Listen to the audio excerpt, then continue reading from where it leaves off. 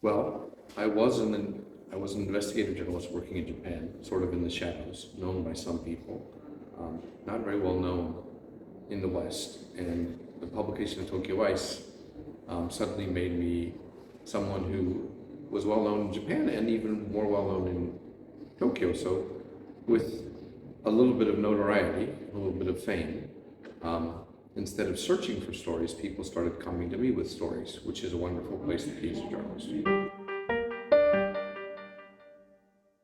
Yes, I was very surprised. Now, I understood. I knew enough that I felt the book would always do well in France, Tokyo Ice. But I was amazed that a book that came out in 2009 would do so well in 2016, that I would come to France and I would do many interviews and that a book would be very successful. This book was dealing with emotional issues. I'm not stoic, but I'm not particularly emotional. And, going back to this time where all chaos of Fukushima and the nuclear accident, this really dark 2 or 3 years of my life. And the other part was, I write very long.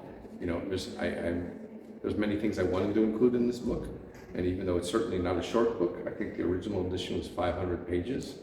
And my editors in Marshall were like, when this is translated from English into French, it'll be 600 pages because it always gets wordier. So you're going to have to make some cuts, make some suggestions. So that was hard.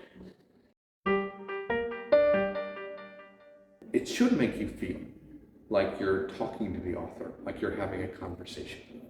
Reading something is one thing, but if you can put a voice to it, and the voice is good, and it matches the material, it stays with you so much more.